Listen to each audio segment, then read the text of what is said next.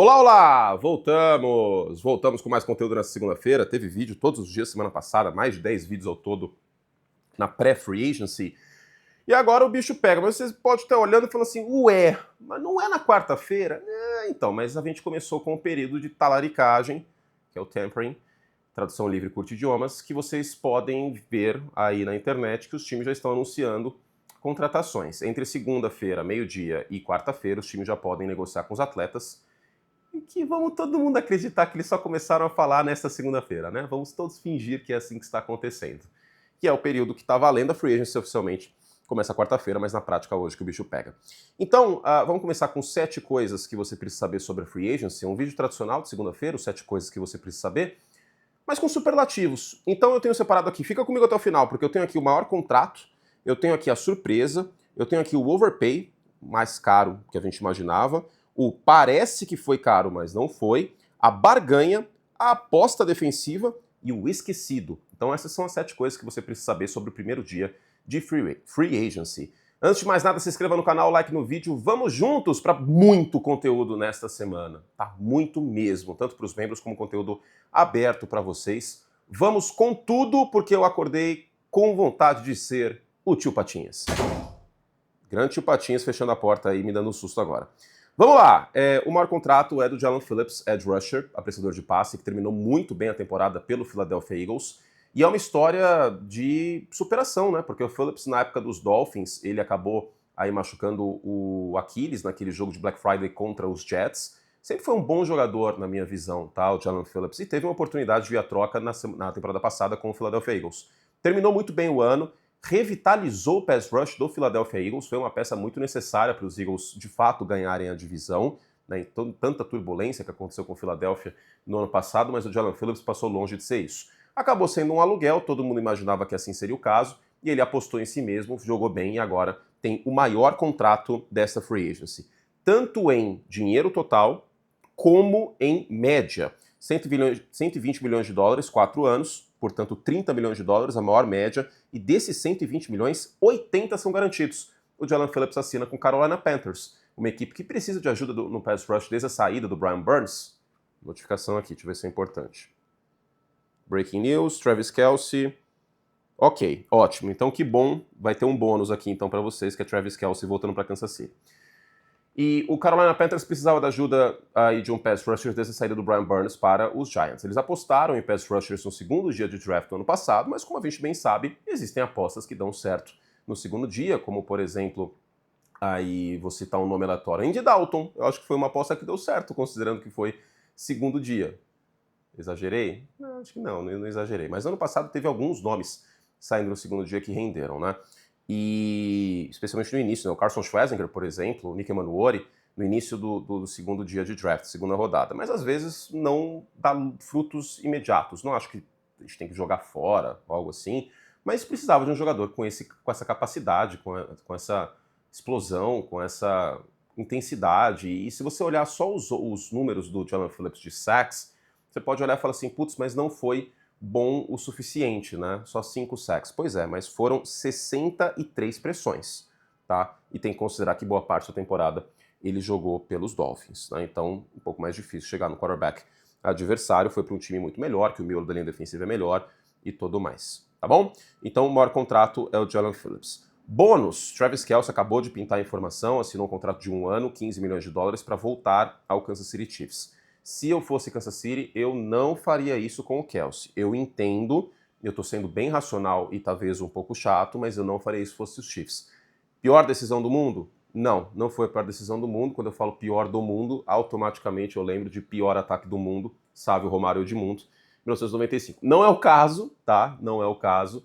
Não é o pior tight end do mundo, mas passa longe de ser um free agent top 10. É mais na aposta também da sintonia do Travis Kelce com o Patrick Mahomes. Vou comentar mais sobre o Travis Kelce em breve, a notícia literalmente acabou de sair. A surpresa, eu acho que é o Alec Pierce ficar, mas o dinheiro que ele vai ganhar, né? Vai ficar em Indianapolis, essa era a tendência. O efeito dominó foi o Michael Pittman trocado para o Pittsburgh Steelers, é uma troca que eu gosto para os Steelers, acho que precisava de mais ajuda na posição de wide receiver para além do DK Metcalf. Eu acho um bom corredor de rotas o Michael Pittman, então fica um ataque interessante aí para os Steelers que ainda não sabem se contam com Aaron Rodgers para a próxima temporada, como eu já falei muitas vezes, o Aaron Rodgers ele vai estar num chalé em Monte Verde, em Minas Gerais, fazendo seu retiro espiritual aí no escuro, até ele decidir o que ele vai fazer. Até lá, os Steelers têm 2 wide receivers sólidos, no mínimo sólidos, né? Eu gosto do Metcalf e eu gosto do Michael Pittman. Então, o efeito dominó da permanência do Alec Pierce acabou sendo a saída do Michael Pittman, tá? 114 milhões, 84 garantidos, média de 28,5. É dinheiro, hein? Como diria Silvio Santos, é dinheiro ou não é? É muito dinheiro. O Alec Pierce é um jogador muito explosivo, que no início da carreira rendeu mais verticalmente, mais justiça seja feita. Rendeu também no ano passado em rotas quebrando para dentro, post, dig e tudo mais. Foi uma peça muito importante no sistema do Shane Steichen com o Daniel Jones, no play action, papapó, shot plays. É um jogador que eu gosto, mas eu não sei se eu teria pago 28 milhões e meio se eu fosse Indianápolis, tá? Sinceramente. Foi um leve overpay. Eu acho a surpresa o valor, estava esperando menos, mas de qualquer forma, tá aí a informação. Outra informação importante é que o teto salarial da NFL nessa temporada é de 300 milhões de dólares, tá? Ele subiu 20 milhões de dólares, a gente não pode esquecer disso. Agora, sem dúvida nenhuma, o overpay da free agency disparado é o Tyler Linderbaum, 27 milhões de média, 3 anos. Gente, para vocês terem ideia, isso é 9 milhões de média a mais do que o Creed Humphrey, que era o center mais bem pago da NFL. E o Creed Humphrey do Kansas City Chiefs é um center melhor, na minha visão, que o Linderbaum. Gosto muito do Linderbaum no jogo terrestre, não sou tão fã no jogo aéreo, né, na proteção ao passe, sobretudo por expor o peito mais que deveria em alguns momentos, isso para o center é complicado.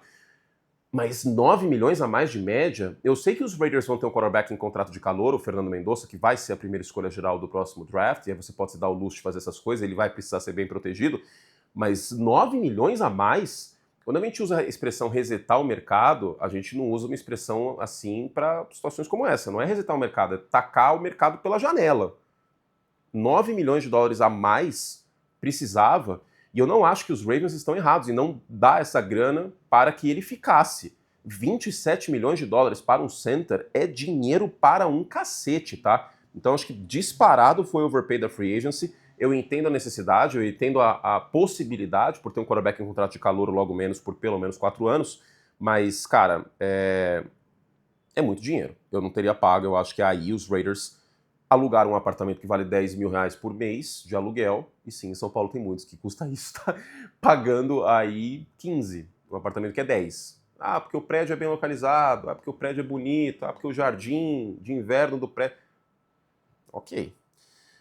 A quarta questão aqui é o que você precisa saber, é o parece, mas não foi caro. E aí vocês podem achar que, assim como existe a teoria de que o Paul McCartney foi substituído, e que na capa de Abbey Road não era o Paul McCartney, e sim já o substituto dele, que eu fui substituído por outra pessoa. Porque eu estou falando que um contrato de 15 milhões de dólares, para ser mais específico, 14 e uns quebrados, 3 anos para o Kenneth Walker, para o Kansas City Chiefs, não foi caro. E vai ficar esquisito, porque eu bati muito na tecla em 2019 que o Ezekiel Elliott foi muito caro, com média de 15 milhões. E é o contrato mais caro para um free agent na posição de running back, o Kenneth Walker, atual MVP do Super Bowl. Certo? Certo.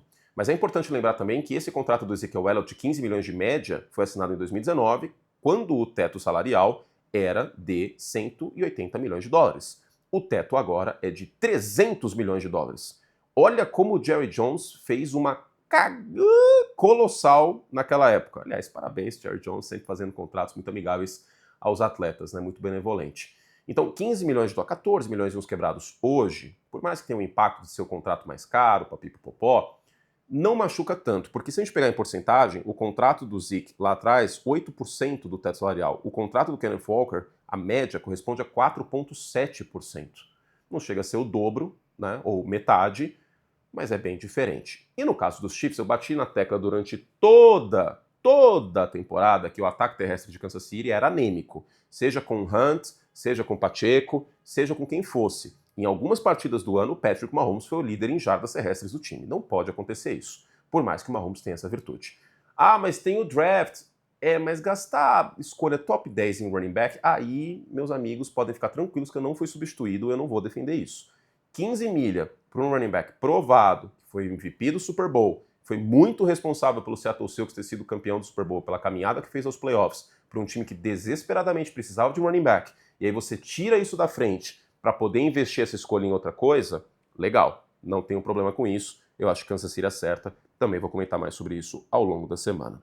Quinta coisa que você precisa saber é a barganha. Eu acho que foi o Mike Evans, 3 anos, 20 milhões de média. A gente ainda não tem o dinheiro garantido desse contrato, mas é um encaixe tático muito interessante, porque o Mike Evans tem um perfil de wide receiver que o San Francisco 49ers não tem, né? Já teve em certa medida com o Deebo Samuel em termos de fisicalidade, mas em bolas contestadas não tem como comparar. Na red zone não tem como comparar. Imagina agora que o San Francisco tem o Mike Evans, o Christian McCaffrey, o Brock Purdy também, acho que é um elemento na red zone correndo com a bola, e o George Kittle quando voltar da lesão, né? São elementos bem interessantes na red zone. Para além disso, tem essa questão da própria lesão do Kittle, né? Você tem o Mike Evans na red zone, que ajuda muito os 49ers, dependendo de como o George Kittle voltar e quando o George Kittle voltar da lesão que ele sofreu aí nos playoffs, tá? Então eu acho que foi uma barganha, tá? 20 milhões. Vamos comparar aqui.